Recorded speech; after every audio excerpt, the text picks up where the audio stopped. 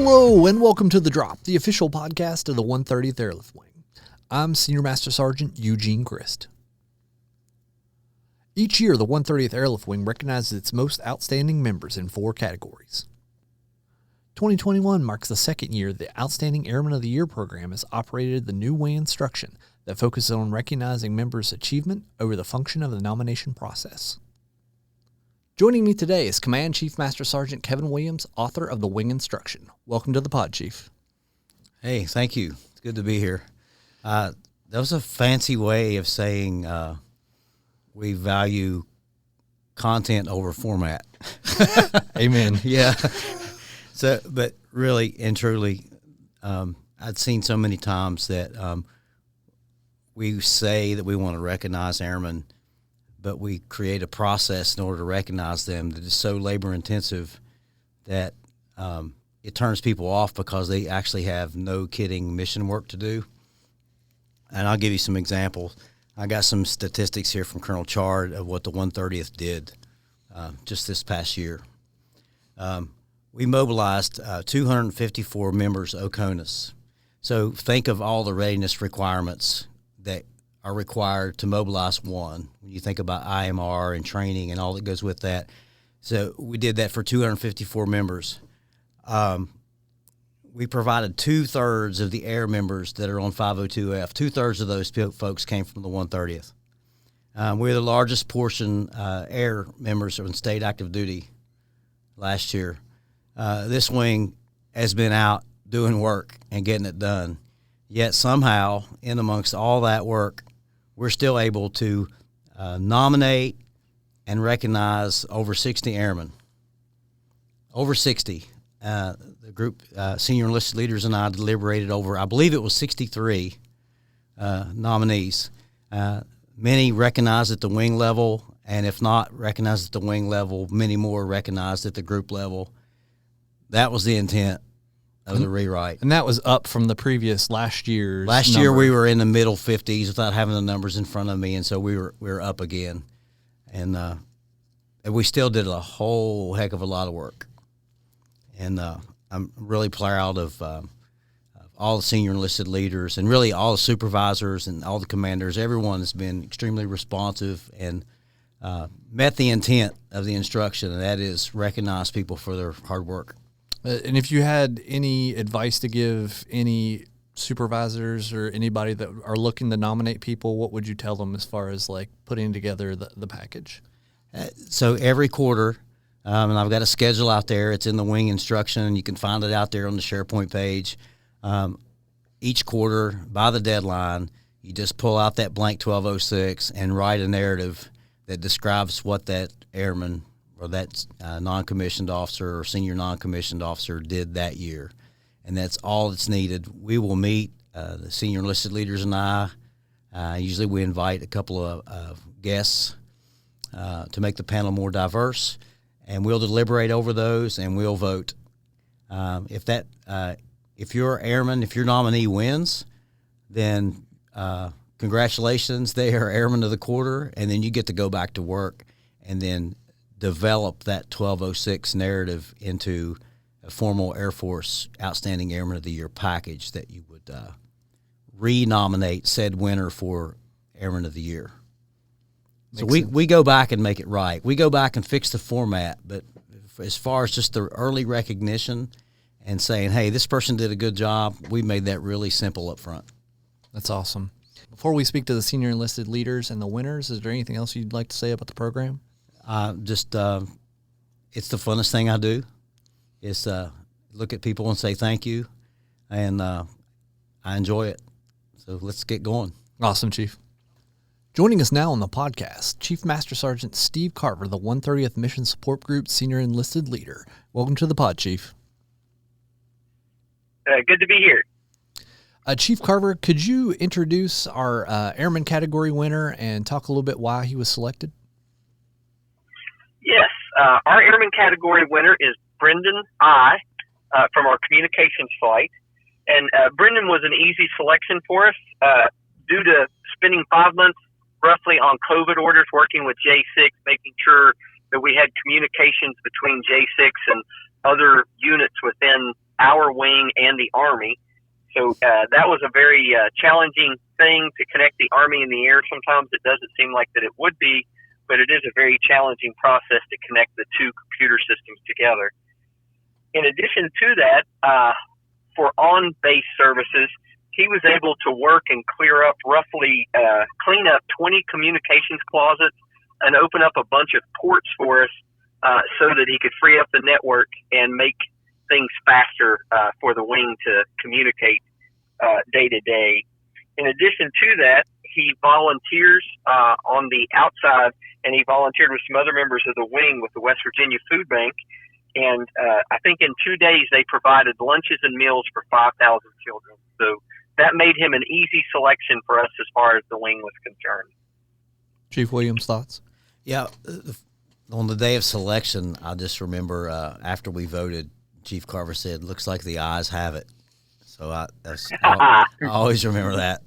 But seriously, sometimes we can get in our Air Force culture, and I'm not trying to downplay these things; they are important. But we can get caught up on the importance of development and education and airmanship and all those things that are fundamentally important. But especially in the airman and the NCO category, there's nothing more important than just being good at your job. And so over 20 comm closets, I know this because I was a safety manager, were an utter mess. And we identified that, and Airman Brendan I goes in and he attacks those, not only cleans up the mess and makes them a safer place to work in, but he also makes them better and increases the bandwidth across the wing, and then still finds time to go, work at the West Virginia Food Bank, and just very impressive. You had a good year, Airman I, and I want to say congratulations. And Sierra, thank you, everyone. I appreciate that. Sierra and I, if you could tell us how it feels to be the representative of the wing for the airman category. Yes, thank you, guys. So it feels really good to be selected. I was really excited about applying for something like this, and I just want to thank everybody that helped me get there. Sergeant Barrett, Sergeant Gwynn, Chief Powell, Lieutenant Colonel Mills, Lieutenant Perry, and Senior Master Sergeant Gardner. Everybody was a help to this, but those people in particular really, really helped me do what I needed to do. Coming to this wing just around 2 years ago and being able to kind of attack this at full speed and put me in a position to win an award like this. So that feels really good to have leaders supporting me in every step of the way. Joining us now on the podcast is Chief Master Sergeant Larry Daugherty, Maintenance Group Senior Enlisted Leader. Chief, welcome to the pod. Hey, it's great to be here. Thank you for having me. Chief, if you would, introduce us to the Non-Commissioned Officer of the Year and tell us a little bit why he was selected. Sure will, and it's an honor to. I'm here today with Tech Sergeant Matt Price. And Matt Price was not only the Airman of the Year for the Maintenance Group, he was, as you've said, selected for the wing as NCO of the Year. The two areas that set Sergeant Price above his peers is one as a mechanic, and the other is as a volunteer. Let's say the guy that says, "He picked me," or "Sure, I'll take care of that." That's an important part of what we do here to keep everything, up and running and moving. But I want to talk about the mechanic part of it. He is a very skilled mechanic, works in our ISO docks, and is in that team there that puts out a bunch of great quality work. And throughout the past year, he had 5 QA evaluations, and in those evaluations, he didn't receive a single defect. There were no findings on any of the areas that he inspected, and it was done perfectly. And all that contributed to the wing's flying hours, going well over 1,000 hours. So all that was vitally important. And within that same time frame, he was selected to serve as a cadre member as we converted to the J model aircraft. And in that, he went to Rhode Island, got some training with that unit, and was able to come back and help train our own. But in that same time frame, getting rid of our old H-3 aircraft, we put an ISO inspection on these guys to try to hand off one of the best products that we could to the unit that was gaining them. And he was directly involved in that inspection as well. It was very tasking on our ISO docs to ask them to do that, to not only learn more about the J model, to learn the new aircraft, but to be able to put the quality of work into the aircraft that we're leaving.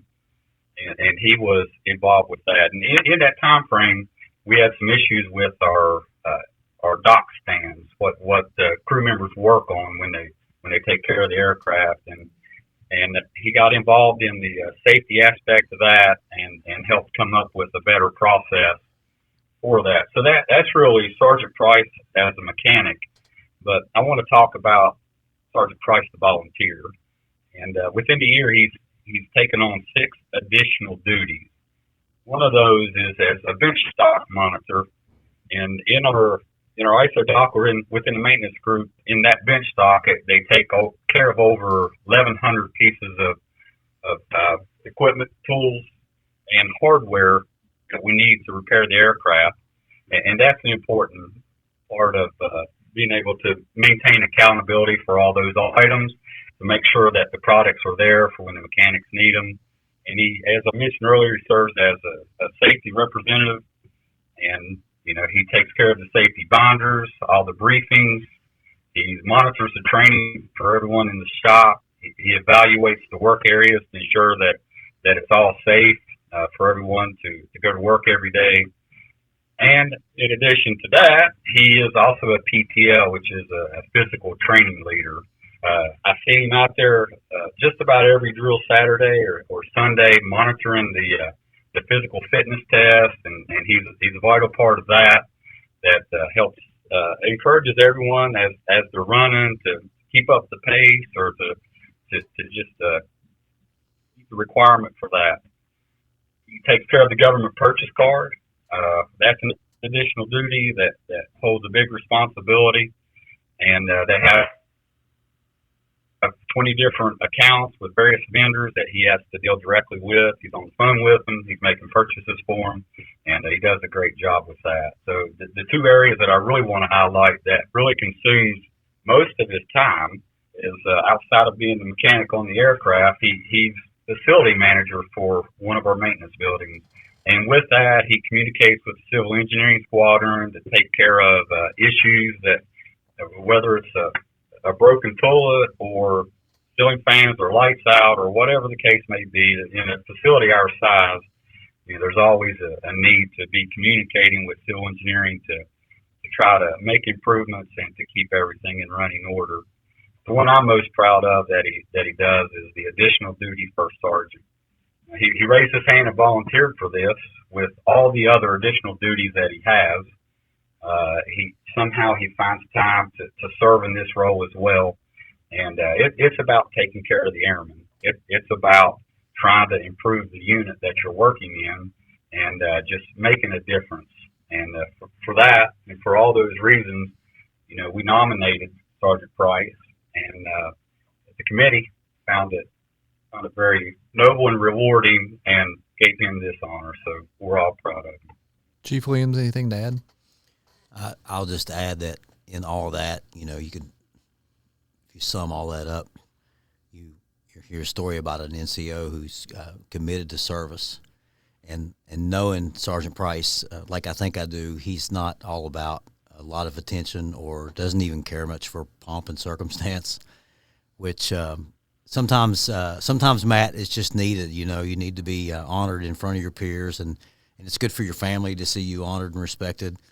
But at the end of the day, what you hear is an NCO who behaves like a senior NCO and serves like nobody's business, which is a great recipe for future leadership roles when you look at the amount of credibility that he's developed in the maintenance squadron, or actually the whole group, the whole maintenance group. So congratulations, Sergeant Price. Well deserved.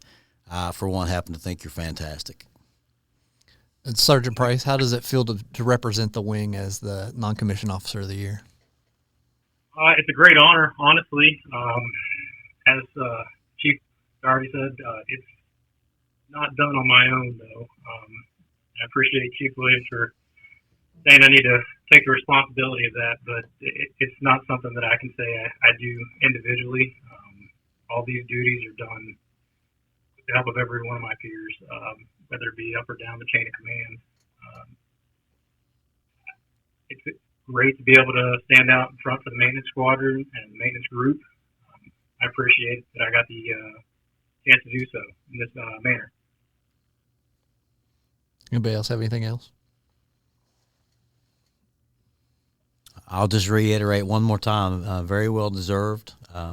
We're all proud of you. We appreciate your service. I know as an additional duty first sergeant, I've been in the maintenance group myself and watched you act and work and ceremonies and getting people coached up and in the right place, and those things don't go unnoticed. So on behalf of Colonel Priest, Colonel Chard, myself, thank you. And I'll just add, Chief, that none of these additional duties did he knock on anyone's door and say, hey, I'd like to be that. Hey, I need to do that. Or, hey, I think this is a good step in my career to take this on. But this is all something that was recognized as a need within the organization. And, he said, I'll take care of that. And by raising his hand and offering, that assistance, we knew that it would be done right, it'd be done on time, and that he would do just that. He would take care of it. So I appreciate all the work he does within the group, and he's right. It is a team effort, but at the same time, someone's got to be the point guy to fill out the paperwork. Someone's got to be the point guy, to pick up the phone, to make that communication, and then to see it to the end, to make sure that it gets taken care of. And, big important part of our group, and we all appreciate him, and I think he knows that. I'm looking at a big smile on his face right now. Joining us now on the podcast is Chief Master Sgt. Dennis Fazell, the 130th Security Forces Squadron Senior Enlisted Leader. Thank you. Thank you for having me. Chief, if you would introduce our winner for the Senior NCO category and talk about why he was selected. Our winner for the Senior NCO category for the 130th last year was Master Sergeant William McGraw. He goes by Keith, so if I refer to him as that later on in the podcast, we'll know who we're talking about. We originally nominated him for Airman of the Quarter for this reason. If you guys remember last year during the withdrawal of the citizens in Afghanistan, on August 19th, I received a call from Master Sergeant Darcy at Guard Bureau, and he said, hey, Chief, he's like, hey, we need Ravens in Afghanistan, and we need them to leave tomorrow. He said, can you arrange that? And I'm like, well, that's a big task, isn't it? So I reached out to the Ravens, and I said, hey, guys, I need y'all to deploy, and I need you to deploy tomorrow, and I cannot tell you when you're going to be home. And so you would think you'll be hard to get volunteers for that, but nope, every one of the Ravens said, nope, here I am, send me. So the names came down, and Master Sergeant McGraw, Tech Sergeant Newhouse, and Tech Sergeant Smith left the next day to head to Charleston, South Carolina. When they got to South Carolina, and Keith, if I mess something up on this timeline, feel free to correct it later on down the road. So they got to Charleston, South Carolina, said, all right, bed down for the night, go get dinner, you leave tomorrow. And they left to go get dinner. They got the phone call, said, nitch that, get on the airplane now. So they niched that, drove back, got on the airplane, and before they know it, they were in Qatar ready to fly missions. Now, when you tell someone that I need you to deploy and you need to go tomorrow, and I don't know when you're coming home, and they say, here I am, send me, if that's not the definition of service before self, then you're going to have to explain that something better to me, because that is the definition of service before self as far as I'm concerned. So while he was over there, he was a team lead for Raven teams doing security, flight deck denial, flying in and out of Kabul, evacuating Afghan refugees. And they must have thought he was doing a good job over there, because he was selected to be on the last plane leaving Afghanistan. So that's a very historical moment, something that not many people can say that they've ever encountered. So we submitted him for Airman of the Quarter, as you can suspect we would. And then when we come to looking at doing the packages for Airman of the Year, we realize, man, he's done a lot of stuff this year. And on the civilian side, he's a law enforcement officer for the DNR, and he was also recognized as the Officer of the Year for the DNR for the year. He coaches baseball. He helps with football. He helps maintain the fields. He has a positive impact on the community. And so from just the whole airman concept, he represents the West Virginia natural resources and also the West Virginia National Guard. I don't know how you represent our organization any better than that. So for us, the choice was obvious, and it was a real easy package to write because when you've got that much material to throw into something, it's real easy to articulate that. You don't have to look for fluff when you submit that package for Master Sergeant McGraw. Chief Williams, anything to add? I absolutely ditto all those remarks about service before self, and I just as I listened to Chief Bazell talk, I was reflecting on that day in the Wing Commander's conference room as we were reviewing and reading the nominations for Outstanding Senior NCO of the Quarter. I don't remember one of the senior enlisted leaders that he had read Master Sergeant McGraw's nomination and said, "Gosh, man, this is unbelievable," and jokingly stood at attention while the rest of us read it. But I mean, it's extremely impressive. And then even beyond that, you look at what he's done in the community, and I see a lot of these packages. Like I told you earlier that we reviewed 63 nominations last year. And in all those, you find community service where folks do things for their local schools or whatever in their community. I just happened to remember one day that Keith's nomination package says that he does some things, interacts with schools in Fayetteville, his hometown. And I happened to be friends with a family there, and I saw this high school kid, and I said, "Hey, what do you know about William McGraw?" And he turned around, big smile on his face, like, "Oh my gosh, I absolutely love that guy." And so you begin to see right away that everything that's in this nomination that people jokingly stood at attention and revered was absolutely genuine. I mean, it was for real. And I have high hopes that this nomination package goes on through Region 2 and even into the national level. It's extremely impressive what you did last year, Keith, and congratulations. And Master Sergeant McGraw, how does it feel to be selected and represent the wing for the year?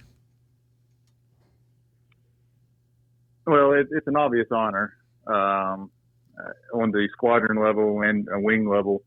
It's definitely an honor. But I got to be honest. It's not really about myself. It's what I'm surrounded by. I have been the majority of my career. I'm surrounded by great leadership now, both at the squadron and wing level. And I have great NCOs and airmen below me, and that makes my job a lot easier. I'm a firm believer that the West Virginia Air National Guard and Army National Guard have some of the best airmen and soldiers across the nation. Joining us again on the podcast is Chief Master Sergeant Larry Daughtry, Maintenance Group Senior Enlisted Leader. Chief, if you would introduce our winner for the First Sergeant category and talk a little bit about him. Outstanding. Yeah, thank you again, Sergeant Chris. I have with me here today Master Sergeant Jeff Jackson. He has been selected, as you said, as the 2021 First Sergeant of the Year, and that's an award that's well received for him, well earned. We'll talk a little bit about Jeff and talk about the many hats that he wears, and just give you two examples. One of them is as a full-time member. He's our newest supervisor. It's a new role for him, but he's our night shift supervisor, and he received that promotion after being a primary dedicated crew chief for a number of years, previously on the H-3 aircraft, and then he converted over to the J model aircraft, one of the first crew chiefs to convert and have his own aircraft, and now he's being the leader on the flight line in our AMXS squadron as a night shift supervisor. But what we're talking about today, the award that he got is for his role as a first sergeant. That's the second half. And as the first sergeant of our maintenance squadron, which consists of over 150 members, his responsibility is for the overall morale, welfare, conduct, discipline, and recognition of airmen that's in his squadron, which, by the way, is one of the largest in our entire wing. We look at maintenance squadrons' family care plans and see that they always remain fully compliant, and Sergeant Jackson sees the vital role that families play in allowing us to be able to go do our jobs. And through the entire pandemic, one thing that sticks out of my mind about Sergeant Jackson, he's helped us all keep things in the proper perspective. Sergeant Jackson has helped us all, be able to work as a leadership team in some of the difficult decisions that we've made. He's provided great advice to that team and our airmen. And, the pandemic has affected us all in different ways. And the role of the first sergeant is vitally important in keeping everyone, grounded and thinking properly. And Sergeant Jackson did a great job in doing that. And another important role is the recognition of our outstanding airmen in the group. And if I look back at the past year, Sergeant Jackson submitted quite a few packages. He's written quite a few awards, and he's kind of led the way in the group for sure in making sure that the members get proper recognition for the hard work that they're doing. But if I had to describe Sergeant Jackson in one word, it would be passionate. And he brings passion to whatever task that's set before him, be it a crew chief, a supervisor, first sergeant, leader, follower, advisor. You can tell that he cares genuinely about what he's doing. He's got care and concern, and he wants the best outcome for all. So I'm proud of Jeff and the role that he plays, the important role that he plays, not just within our squadron and our group, but within the entire wing. And I want to congratulate him personally for the First Sergeant of the Year award, but wanted to make sure that everyone knew in this podcast that Jeff has done a great job, and we appreciate him very much. Chief Williams. Thank you, Chief. Those kind words. So, Chief Dougherty, you chose passion, and my pastor always says if you're speaking, he was taught it's a good idea to try to alliterate your points. So if you're going to choose passion, I'm going to choose professional. From the time that I first met Jeff Jackson, he was a young crew chief, and I was a propulsion supervisor, just utmost professional. I think I nicknamed him Action Jackson back in his young days because he made it easy to get things done. And he's always epitomizes professionalism, does that on the First Sergeant Council. I Googled professional today, and Jeff Jackson's picture popped up. I'm not kidding. But really, all joking aside, extremely professional, very well put together. I show up as the new wing command chief, and I start challenging the First Sergeant Council to look at some things a different way, to do things differently, challenging them both physically and mentally to develop themselves. And as president of the First Sergeants Council, it was quickly obvious that he was my teammate, and that he was help us to be organized and put together different training events and lots of different meeting scenarios, whether it be on Teams or in person, sometimes on off weekends. And I just can't thank him enough for his professionalism and what he brings to the whole wing. Congratulations, Jeff. Thank you, Chief. Appreciate it. First Sergeant Jackson, please tell us how it feels to be selected and to be the representative for the wing for the year. It's very humbling to be selected. It's something that was a total shock to me when it was announced. I don't look at it as a yearly award, even though it is Airman of the Year, First Sergeant of the Year. I look at it as how I was built up by Chief Daugherty, Chief Williams, and the countless other people who pushed me forward, maybe to an area that I wasn't comfortable in. Lieutenant Colonel Don Rakitaman and Chief Daughtry. They're both in AMXS. Opened up the world of additional duty first sergeant to me. 2018. Chief Williams, he helped me on countless times on APU issues. I remember helped me get through an APU test, and the list just goes on and on of people who were there for me. I had questions, or there for me when I hit a wall, or at a struggling point, maybe off-base issue. But the award to me is the accumulation of all those events that propelled me to help my airmen in the maintenance squadron in 2021, along with the airmen in the wing. That's kind of how I feel. I look at the award as people who got me to this point. Final thoughts from anyone? I had one that went away. Comes with age. It's hard. It's hard to follow up that kind of response, because here's a guy that just won an award, and he wants to thank other people that instead of taking recognition, it's just humbling to hear Jeff talk. He got back from first sergeant school, and he laid a coin on me, and it's the ace of diamonds, and it's in my top 3 coins displayed. Of course, right there beside yours, Chief Williams. But it's basically him saying thank you for having faith in me and trusting me and pushing me along. But it's all Jeff, and he's done a great job for us, and he's earned every bit of this. So it's great to hear him talk and to hear his perspective on things. Appreciate it, Chief.